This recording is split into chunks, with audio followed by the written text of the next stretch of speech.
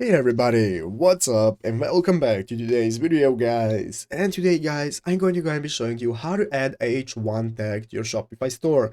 This is a very simple thing to do, so make sure to watch this quick and easy video till the very end and follow my steps correctly so you can make sure that this works the same for you and you can do this yourself. But yeah guys, let's get straight into it. So the first thing you want to do is to go ahead and open up the official Shopify website right here, shopify.com if you're not already, and after doing so, you'll want to log into your Shopify account in the upper right corner.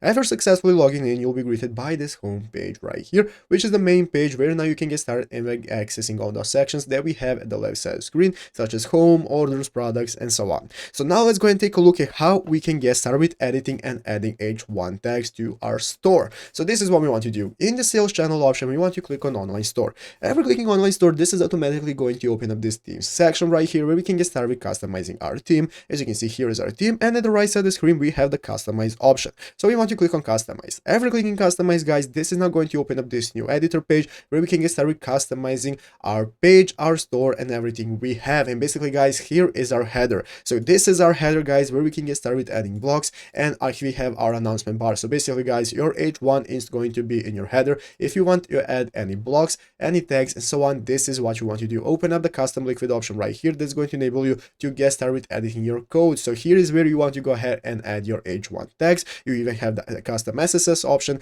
and this is going to enable you to add anything you need into your header and to your H1 options. So once you're satisfied, click the save button in the upper right corner. After saving it, you can now go back to the main page, and this is automatically going to add those tags to your H1. But yeah guys, basically that is how to do it. So I hope this video was helpful. If it was, make sure to leave a like, subscribe to the channel. So guys, thanks for watching, take care, and bye.